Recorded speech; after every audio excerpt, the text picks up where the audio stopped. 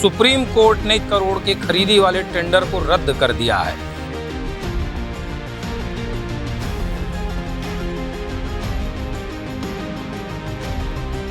इन सब का अघोषित तौर पर अप्रत्यक्ष तौर पर एक कार्टेल चल रहा है, जिसमें विनीत ड्रोलिया नामक व्यक्ति को ही लाभ पहुंचाने के लिए काम किया जाता है।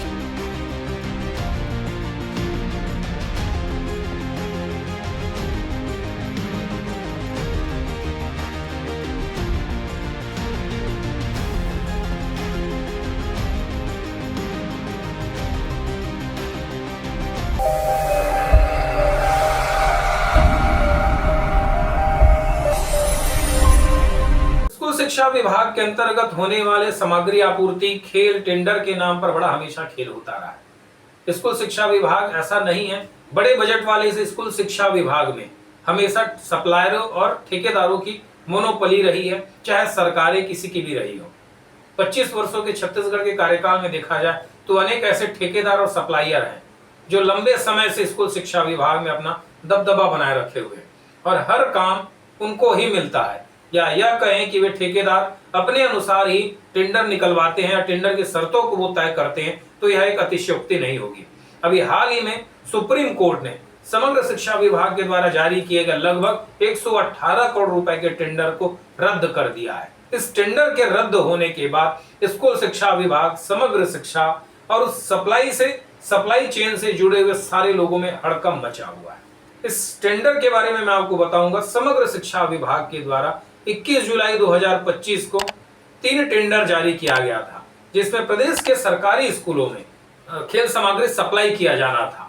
यह टेंडर लगभग प्रदेश के 40,000 से अधिक प्राथमिक शाला, माध्यमिक स्कूल, मिडिल स्कूल, हाई और हायर सेकेंडरी स्कूलों में यह सामग्री सप्लाई की जानी थी, जिसमें cricket bat, badminton, tennis ball, weighing machine समेत लगभग 13 से 30 प्रकार के खेल सामग्री का स्पोर्ट्स किट का सप्लाई वहां किया जाना था।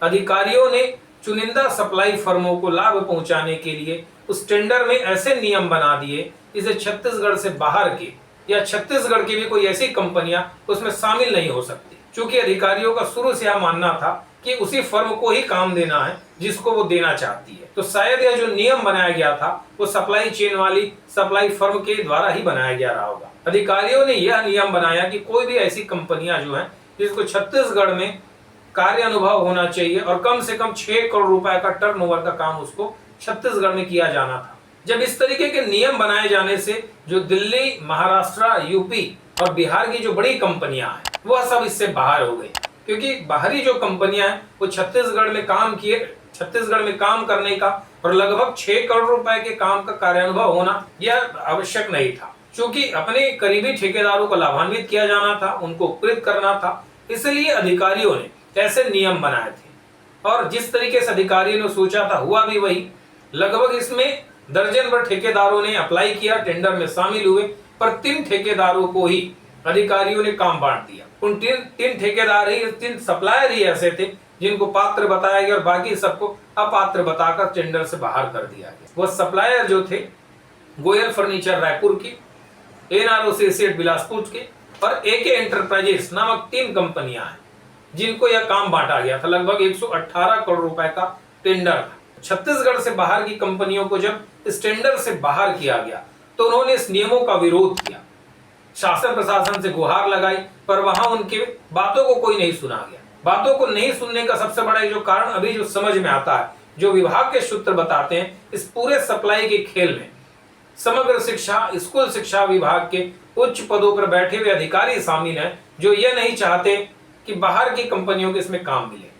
इसलिए उनके आवेदन पर ही किसी प्रकार की कोई कार्यवाही नहीं हुई, उनके निवेदन पर कोई सुनवाई नहीं हुई। इससे निराश होकर महाराष्ट्र की एक फर्म थी विनिस्मा लॉजिस्टिक प्राइवेट लिमिटेड, समग्र शिक्षा के उन नियमों को हाई कोर्ट बिलासपुर में चुनौती दी।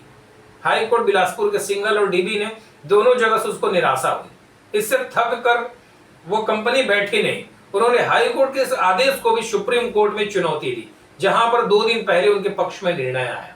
सुप्रीम कोर्ट ने यह कहा कि आप ऐसा कोई नियम नहीं बना सकते जिससे स्थानीय लोगों को ही लाभ पहुंचे। चूंकि जेम का पोर्टल ग्लोबल होता है और ग्लोबल टेंडर में पूरी भारत की कोई भी कंपनी जो उस नियम शर्तों को पूरी करती हो शामिल हो सकती हो। काम मिलेगा ना मिलना वो बात का विषय हो सकता है, पर टेंडर में शामिल जरूर हो सकती है। सुप्रीम कोर्ट ने यह कहते हुए पूरे टेंडर को निरस्त कर दिया है। लगभग 118 करोड़ का टेंडर था जो अब निरस्त हो चुका है। इस टेंडर के निरस्त होने के बाद समग्र शिक्षा विभाग में और इस पूरे टेंडर में शामिल अधिकारियों में हड़कंप मचा हुआ है।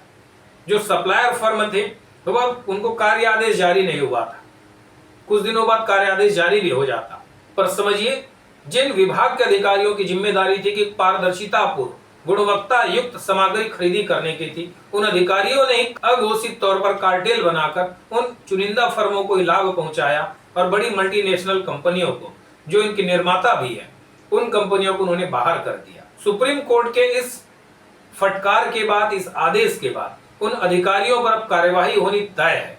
और जिस सप्लायर फर्म को सप्लाई किया गया था उसके मालिकों के बारे में आपको मैं बताऊंगा। गोयल फर्नीचर, जिसके मालिक है विष्णु कुमार ढूलिया, रायपुर में रजिस्टर्ड फर्म बताई जाती है। दूसरी जो फर्म है एनआर एसोसिएट्स, इसके मालिक है अनूप खंडेलवाल, इसका पता लिंक रोड बिलासपुर है।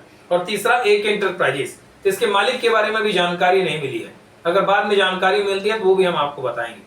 समझिए स्कूल शिक्षा विभाग में किस तरीके से कमीशन खोरी आ गई है।